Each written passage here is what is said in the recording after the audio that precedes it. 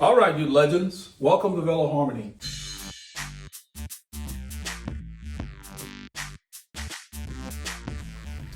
Before I begin today's video, I want to backtrack and elaborate on why I made the video for the Colnago fork install.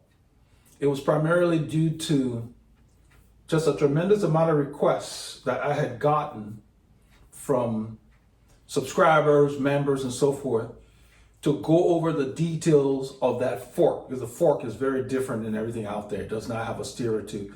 So I just made that video, and I will put the link here, kind of out of sequence, because normally we do the routing before we assemble the fork. As you can see, I've since disassembled everything. You see the frame here, the fork is not on there. And you see the cable here. We're going to talk about the brake routing because I've gotten a lot of requests to go over the brake routing on this bike. But I wanted to explain that was the one-off video to cover the complexities involved in this particular assembly for this uniquely engineered new fork and headset. Now that that's out of the way, the link, as I said, will be here for those who want to go back and look at it. But I've since disassembled everything, and now I'm going to do the build in the proper sequence. I want to give a shout out to one of our, I believe he's a subscriber. He put a comment on the channel, DJJ+4 from the Georgia area. And I've been responding to his comments. If you look in the comments on the channel, specifically under the fork video, he really loved the video. And I specify that the reason I did it in that manner, there's too many videos on YouTube where it looks like a documentary where they're just jumping around and there's no commentary, there's no detail, it's not a how-to. So you just see them doing stuff, but the sequencing is not there. And you couldn't do that with something like that and teach anybody anything. And he commented that I hope, I really love this video, and how did you understand the complexities of all of that? And I responded to him, letting him know that I did a long apprenticeship learning bikes. And the reason I did that many years ago, I didn't plan to do bike repair and so forth, but I got tired of how I was treated at the local bike shop, and I wanted to do my own stuff. That's how I got into it. And then just with things going on and my engineering career in software engineering, too much travel, I gravitated away from that, and now I'm truly based on demand. I'm doing something that I have a lot of passion about, and it's just worked out that way. I didn't plan to go get a bachelor's in finance and get a master's degree to work on bicycles. That was not my plan. But I always tell my kids, and I'm telling you guys, educate yourself in whatever it is, based on opportunity or whatever, because education gives you choices. So I can always get a job if I chose to, but I'm doing what I love. And so that way you don't have to work at something that you hate and look forward to retirement per se. If you have something you love doing, you don't need to retire. You just keep doing it, So anyway, I digress. So I just wanted to state that I've gone very detailed on these videos. It's not going to make you a master mechanic. It is to guide you should you attempt something like this so you have an idea. And a lot of times, even for me, I'll research stuff, I'll watch videos about how to install a toilet or whatever, and decide, you know what, I don't want to mess with it, I'm going to hire somebody anyway. But should you get stuck on any of your projects and you found this channel, look in the description, book a chat with me, and I will help you finish your DIY, either over the phone or by Zoom. So the link's in the description on all these new videos. I will try to get it to where I will propagate it to the older videos, because I've gotten a lot of demand with questions and so forth. I don't do that in the comments. If you need specific help, book a chat. It's very affordable, and I will help you. Okay. So what we're going to be doing today, so DJJ+4, I'm glad you love it. Make sure you subscribe, all of you. I know a lot of people watch the channel, they don't subscribe. At least like the video, but go ahead and subscribe because it helps your brother out. It gets this video out and it helps the channel grow. As you notice on this channel, I don't push a lot of products here. I will only bring things that I myself would personally use. The channel may be small compared to others, but I do get a lot of solicitation about products, cycling stuff and all that, lights and different things. But a lot of them are not lights that I would put on my bike. They're bulky, they're heavy, and I'm like, why would I try? I'm not going to try to sell anyone or anything I don't believe, because I want you to feel when I talk about stuff that it comes from inside. There's not enough money being printed for me to push the wrong things to anyone. And that's all the more reason why somebody asked on the comment that somebody thought, I guess this bike was mine, and they said, I didn't know that you had a disc brake bike. And I said, no, I still don't own one. I have rim brake bikes. There's nothing wrong with the disc brakes. They do require more care. They're noisier when they're wet or they're dirty or whatever. They require more care. The bikes I have are all rim brake bikes, and they just work. So they work for me at this time. There's no reason for me to change. But if I were to choose to invest in something like this, that's all they're coming with now. There are some bikes that still give you an opportunity to get rim brake choices. And Reginald Scott talks a lot about that kind of stuff. So if I decide to get another bike in the future, I may go that route and look for something that offers that option, because I do prefer that, because they're more like a Timex than anything. Okay, so let's begin this video. So DJJ Plus 4, thanks for your comments, and share the video, show the other people. He also asked about, I'm going to talk a little bit about it. I don't want to get too much off track here. He'd been off the bike for a while. Do you have a video that covers that? So I gave him a link. A lot of the videos in the group ride stuff, I cover how to ride. Like right now it's December here. I've been busy with other stuff. So I'm not doing too many group rides. I still ride, but I ride by myself like every other day. Because right now I'm not really into training, so to speak.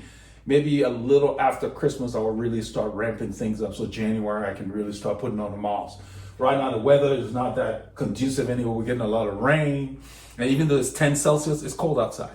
Anyway, let me not make this video too long. So we're going to start the build. This section of the build will be about the brake routing. And the reason why you want to start, contrary to what I made that video just to satisfy people who wanted the super detail. But watch part of that video, because some of it here I will explain, but I'm not going to go as much in detail. I'm going to take up the front. So I removed the front fork. So if you've seen that video, you understand about all this stuff. The lower bearing, which I didn't cover much in the other video, this is the lower bearing. Nothing special, is very standard. It goes under here. It was in the other video, it was already in place when I put this back in there.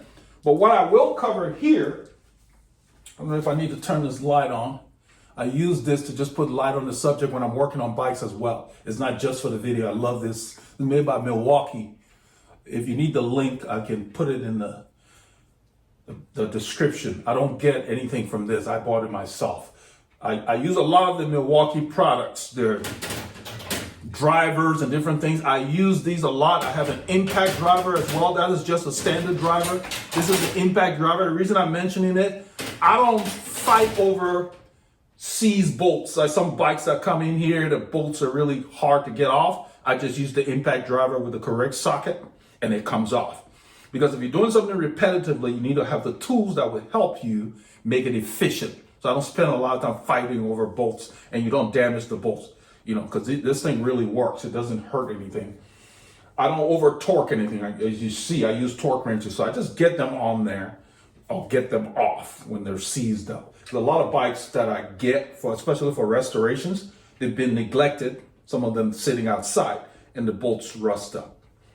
All right, so anyhow, I'm just going to show you. I've already done it, but I'm going to show you. It's pretty straightforward.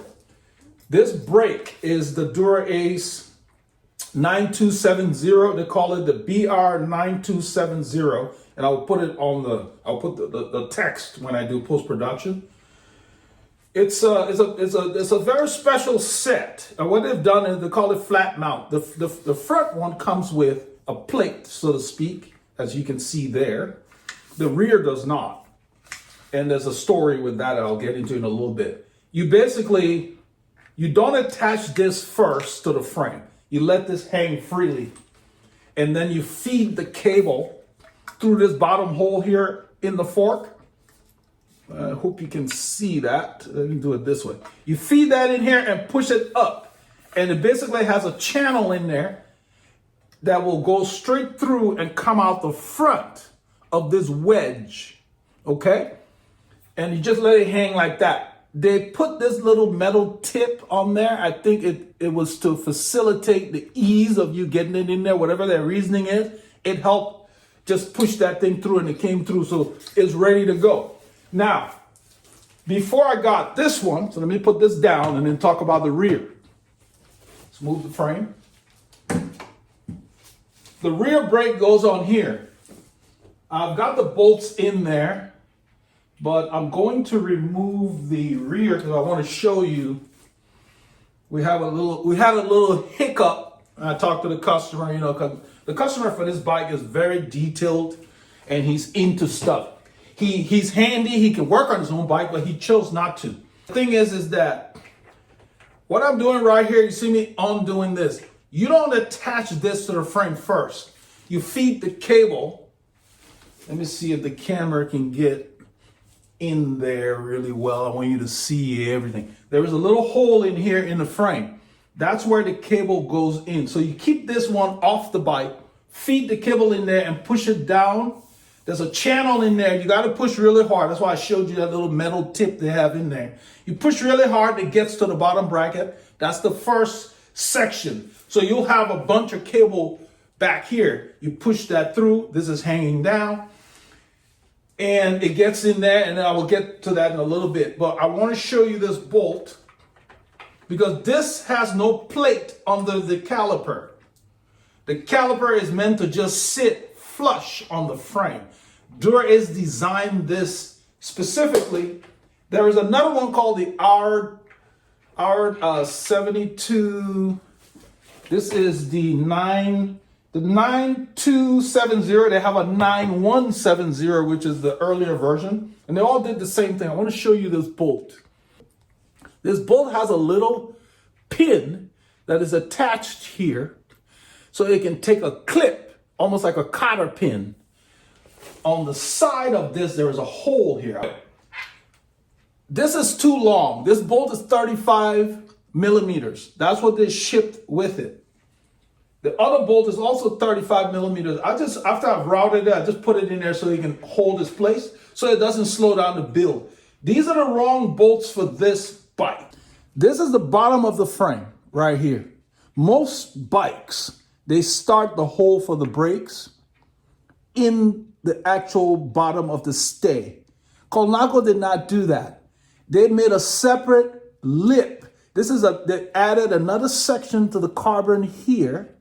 There's another, almost looks like maybe a centimeter or about 5 mil. It's hard to really, I'd have to measure it. It looks like a centimeter. It's about a centimeter. Anyhow, the bolt they sent was for bikes that have a stay that is, I believe, 35 millimeters. Ours is 30, something like that. But we basically needed, no, ours is 25 because this is 25. Or it was 18. I think it was 18.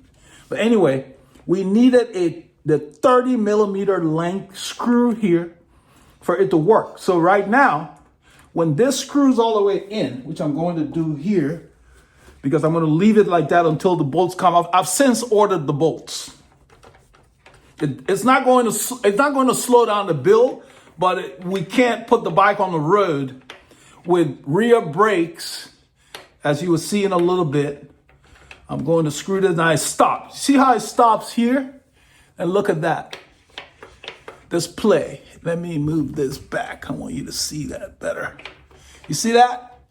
So there is about 5 millimeters right here. It's really hard to see because everything's black. But anyway, this brake caliper is designed to sit directly flush on this frame without a plate. That's how Shimano sells that.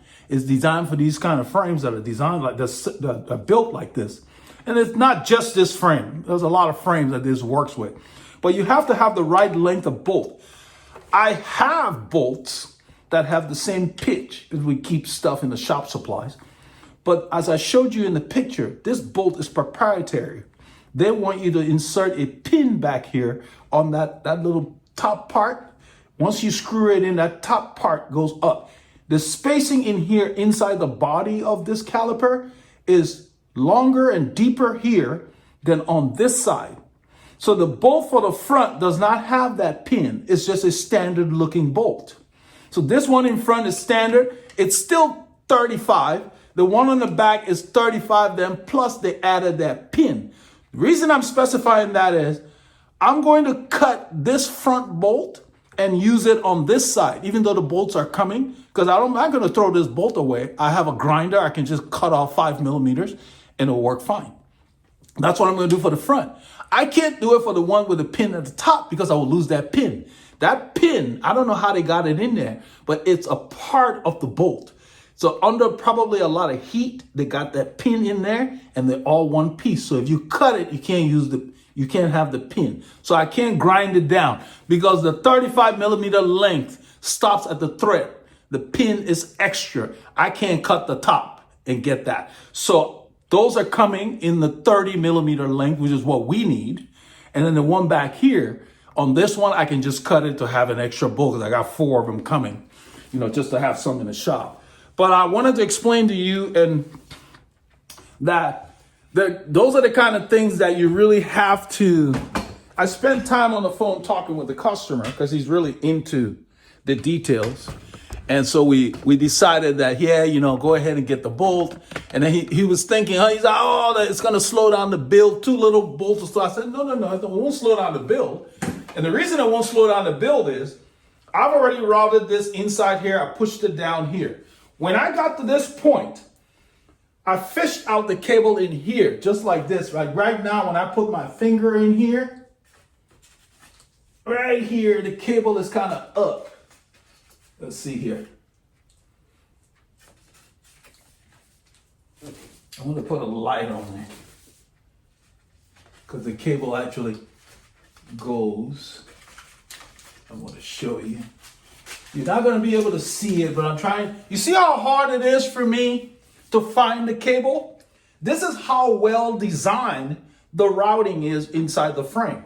The cable is not hanging in the bottom bracket space. So when I start to install the bottom bracket, that cable will not be in the way. The cable is actually up somewhere here on the other side of the frame is up in this area. It's sitting up and going that way. When I routed it, it came down here, it was on the bottom. I got the tip of it, I pushed it up, and then I continued to push the cable from back here. I didn't need to use a routing tool. Just the stiffness of the hydraulic cable is enough. It's like a brake housing cable, so to speak. So the housing stuff. So once I pushed it in here, because there's this large hole, hopefully you can see that. I'm going to turn this let me bring the frame a little bit back.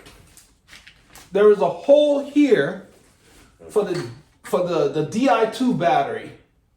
Let me see if this will show better. Let's bring this down a little bit. Yeah, okay. That might be better. There's a hole right here for the Di2 battery. This is another reason why I love this stand. I just use gravity. So once I got the cable in here, I rotated this bike like this. I loosened this, rotated the bike like that, and the cable just literally, gravity did the work. So as I continued to push from back here, the cable reached here, this hole. Then I fished it out at that point with this guy. You can just use any needle nose. I like these Knipex pliers, they're really long. I just reached in there, grabbed the head, pulled it out of the frame. Why did I do that? I did that because at this point, I had naked cable from the back, from the bottom bracket to here. It was just bare cable. That's what makes noise inside your frame. Colnago shipped a foam covering, like a foam sleeve. But anyway, there is a foam sleeve, and at this point, I pulled the cable out and fed that foam sleeve and slipped this into that foam sleeve. and it was long enough, it goes from here to always up here. With that foam sleeve on it, the cable is lying down here. It doesn't move at all. Like I'm putting my finger in here, and the reason I'm elaborating on this is the customer was particularly concerned about any noise that he might encounter because he has experience with noisy cables inside frames that were internally routed. And so he mentioned that when he dropped off the bike. Make sure you can find a way to quiet it or whatever. And they'd already thought about it because I would have just ordered more of that foam. But basically, there's nothing. I can't move that much with my hand. So you don't have to worry about vibration. The whole thing is just solid. I love how it just lays in there. Another thing is, by it laying like that, the Di2 battery will not have any conflict when I begin to mount it later in the build. But I needed to explain that so you understand. You push that to the bottom bracket, you feed it out here, cover it. I don't care what kind of bike you're doing. Most bikes will have an opening. I know definitely the bottom bracket is an area, so you could probably put the foam at this point if you want it. I chose to do it up here because it was easier to put the foam at this point and just push it down that way and kind of slide it and pull it through the sleeve and move it down. But you could probably do it from the bottom bracket if your frame didn't have a hole this big up here. You could bring the cable out here, feed the sleeve on it, and then turn the cable and push it up through your frame. But having that little foam covering on it quiets down any noise from the cable that you will get from these internally routed cables. So once it got to this point, move the frame back up to the side. Once it got to this point, I did this. I literally got the frame in this position. I took that fork off. I took all the bearings out. And basically, the reason I took the bearing out is so the head tube will be nice and naked. And by pushing this cable all the way here, it just came in that space. And once again, I used a little pick. You can use this, just a little pick to kind of fish the cable head, line it up because it comes in there, but it hits this too. I just fished it out and then used my needle nose pliers, grabbed it and pulled it out of the frame. And it just got out of the frame here. And that's why you see it hanging like this. So the brake cable routing is a challenge on this frame or any frame designed like this. The main reason is because you're expected to, after mounting this fork, like I did in the other video, you're expected to pull the brake cable through that little hole. Let me put the light on here. I don't know if you'll be able to see it. There's a hole right there. Okay. That's why the cable enters here and comes out through the top here. Well, you can't do that effectively if this is fully assembled. In there, I looked at the technical reference docs or whatever, there's nothing in there, nothing written to cover it. So you kind of have to have an engineering mind to figure out how to do this. And I'm sure they spent many hours on the phone with the UAE guys telling them what needed to be done because this was built for that team. So basically, from an engineering standpoint, you can't practically, in a blind position, pull this thing through with a magnet. So I cut the little tip off. They had a cap on it because there's hydraulic fluid inside here. They had a little cap, so I cut it so I could route my routing tool and screw this attachment. And I will zoom to it so you can see it. I screwed the attachment in there. You can use anything. If you don't have a routing tool, you can use any kind of screw head or whatever. Some people make their own homemade routing tool. The reason this is important is you need to do this first. Then this brake cable, pull that back out through the frame. I wrap the brake caliper because I don't want it swinging and hitting the frame. You got to pull that back. Look at the front of the bike. It's pulling back in. You want to pull that out of the way because this cable is too thick to allow this guy to seat up there, okay? So you got to get that out of that circle below there like that at a minimum because this cable is thinner.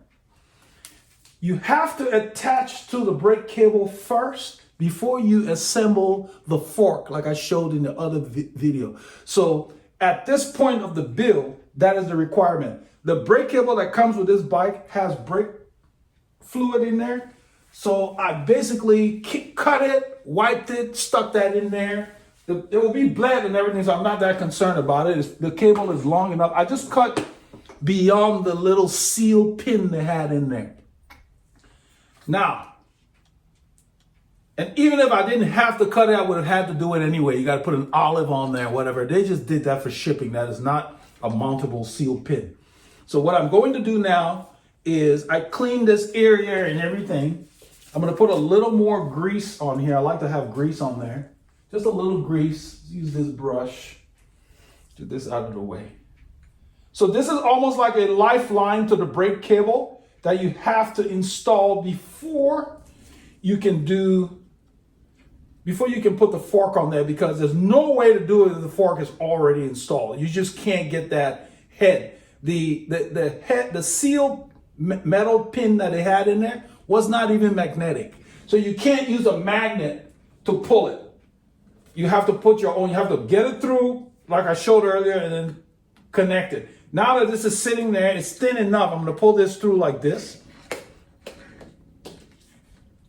And now I've got the gear in place, and I'm going to just place this. Once I got the lifeline attached, which you see here,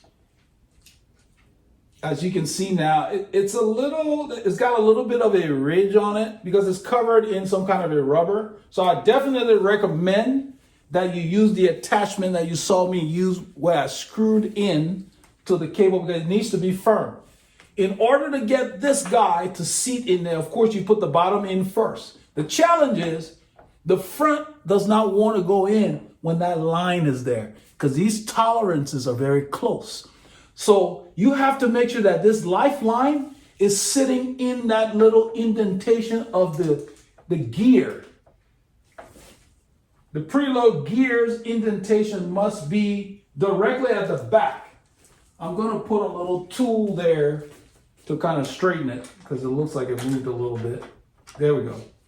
The preload gear's indentation must be towards the back, as I talked about in the other video. And that little lifeline that you have in there ahead of time must be in that slot, so that when you finally get this in, because this lifeline, if it leans forward, this guy will grab underneath here, because it's very fine tolerances. So in order to be able to work this top into place, this line must stay as far to the back as possible and be in that gap. That's why you can't get this on here with the brake cable itself, because this is too thick. So now that it's in place, I'm going to pull the cable because I want to get it out of there. But while I'm pulling, I'm going to push from back here, because you don't want to lose your connection. Right there. You see it coming? That's the key. There it is. And that's what we need. Now you're done with the brake routing.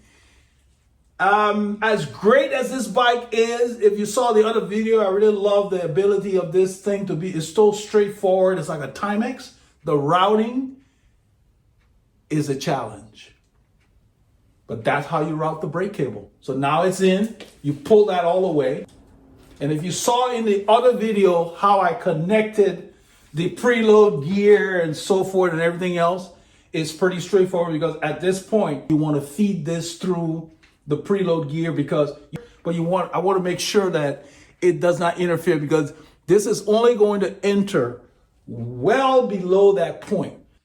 I wanted to do this close-up view. If you remember, we brought the cable out initially to get this guy onto here using this thin, what I call lifeline.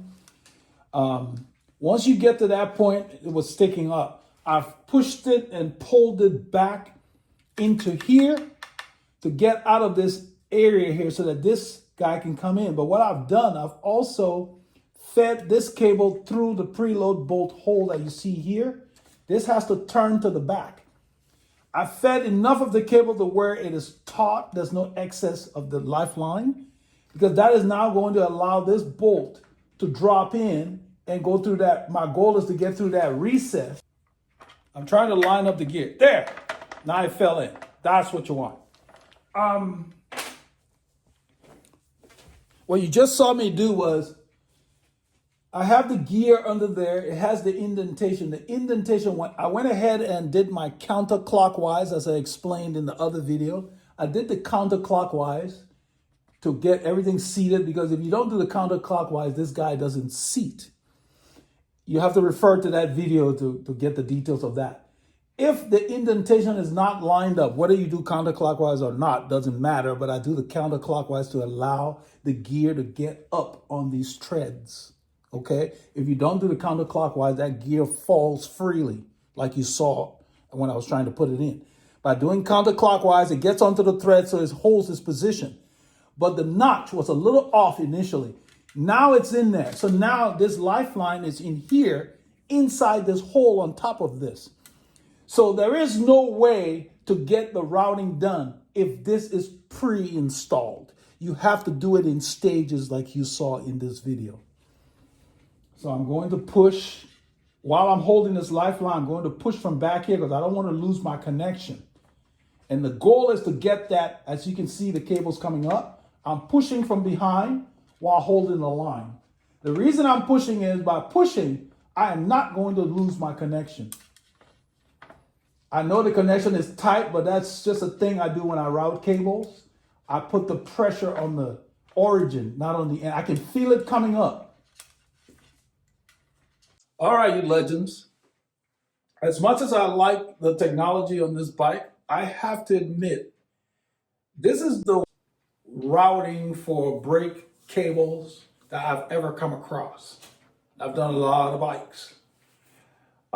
It's not a reflection on the bike. It's just the engineering is really ahead of its time, in my opinion. Why do I say that? As I explained earlier, once you get your little lifeline in there and you slide that through the little hole on the preload bolt, the first challenge is making sure you pull from the back here and get just this line once again at that tip of the preload bolt. If the brake cable itself is there, the preload bolt won't go in. So you got to slide it back. You keep your lifeline. It's through the hole. It gets in. Then you can refer to that video because I'm going to just go through. You have to do the counterclockwise of the gear once again, which is where this is sitting right now, to get this preload bolt flush with this mounting plate here. That already being done. Now imagine that your lifeline is inside here. The little blue cable is just sticking out. To get this section here where you see this joint, the little silver joint, that's why I use this connector. So you definitely don't use no homemade whatever. You got to get good quality connectors. Because this is screwed in, it becomes one with the cable. Even with that, you don't want to do too much tugging on this because you can literally pull it out of there, because if you think about it, the hole on the preload bolt is at an angle. That cable slides in, so the cable binds when it goes in there around. Then it binds inside the bolt head itself, the preload bolt. So you've got all this curving going on, even in, when you think about it from the engineering standpoint. Like with brake cable wires, we do loops so that the cable functions. Once you have a lot of bends, then you have issues. It's not going to be an issue for this bike because it's hydraulic. The fluid doesn't care how many bends it goes around. But if you are routing cables, it would affect your ability to brake with standard cables because they're going at almost I wouldn't say 90, maybe a 60-degree angle. It's significant enough to where this cable binds inside here once you get that flush. You have to get that flush to allow that hole that's in the preload bolt to drop far below this area, which is where the cable is. The cable's coming up from here, going up. It's meeting the hole somewhere around here on this frame. I hope that makes sense. So it's bending at like, stair step.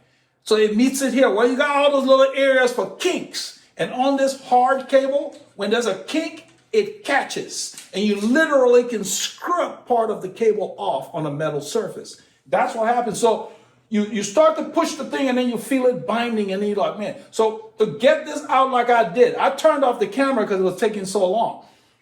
What I had to do was go to the back, put my hand here, pull it all the way back, feeling that the lifeline was still in there, and I could see it through this hole in the down tube. Pull it all the way back and go back and forth, and then one quick motion, it came through. So you can't just pull on this because you would literally pull it out of there. But you can't use any flimsy connector either. This has a bunch of threads on it.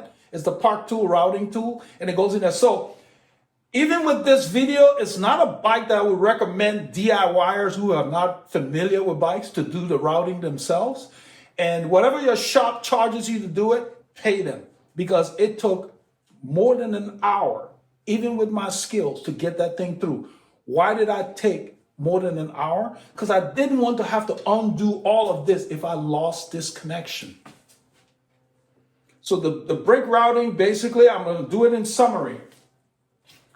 You push the cable through the back, it comes through the bottom bracket. You put the foam sleeve on it because you don't want noise in here. The cable reaches here. This is not there. I mean, you saw that in this video already. Once you get that cable up, then you do your connector with your routing tool. Then you got to go to the back and pull that back into the frame before you can mount this fork. Once you've done that, this blue lifeline is the only thing you have. Then you want to pull that blue lifeline out so that you can feed it through the preload mounting bolt. Then after you do that, you got to once again pull the back and get the cable out of this area so that the bolt can drop into its recess in the gear. That if you're not familiar with, you can watch the other video. The link is here. It's at that point that you have to be extra cautious to make sure your connector is nice and strong and screwed in. You're not going to be doing most of the pulling on this guy.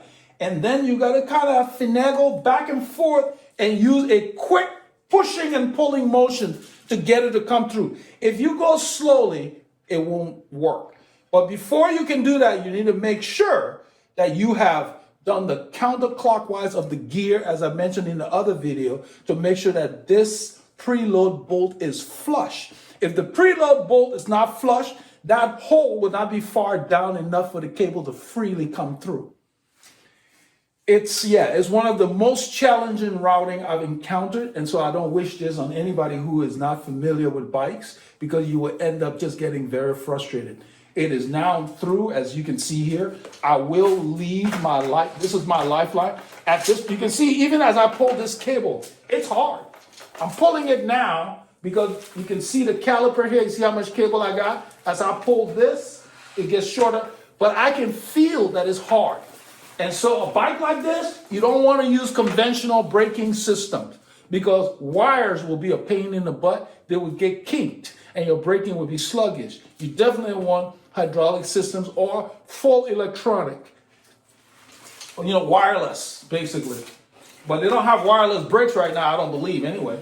But definitely hydraulics, because this cable here, just pulling it in place.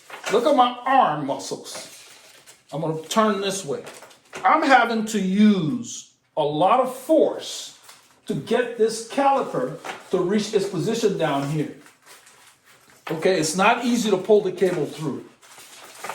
Well, there's a good thing to that, meaning that once you're done, there's going to be no rattling going on because the cable is in there, okay? You got to work to get that cable out. You saw where I was pulling it. I'm going to leave it like this because there's fluid in the line. I don't want it to leak. I'm going to just kind of roll this.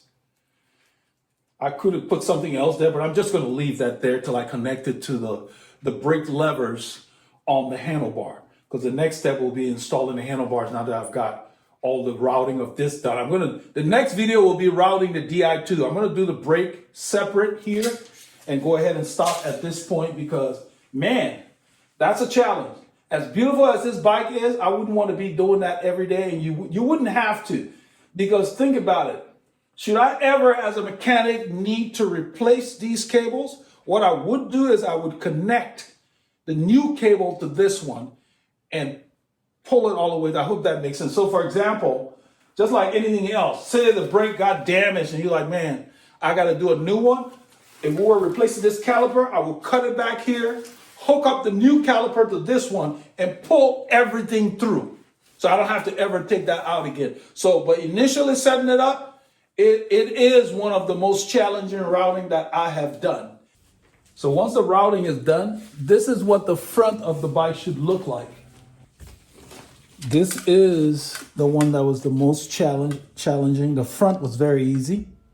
Okay, the front sits out through this front hole, which is part of this fork. This comes through that preload bolt. That was the challenge. So both of them are like this. They're gonna stay here until I connect the handlebars, and this will be connected to the levers, and I'm gonna bleed it. This was the little pin that they put on there. This is to keep the hydraulic fluid from leaking out. They've got some fluid in there. Don't really care about that. I just don't want to make a mess. So the fact that I had to cut this off, you're going to have to cut that one off on this one, because you can see some of the fluid on my finger there. Because you have to get your tool, your routing tool in here. Without this tool, you can't get this cable through. You got to have that lifeline. Main reason is this cable is too fat for you to do this connection and get the fork in place if you're not using something this thin to sit under there to allow this to slide onto that. Okay.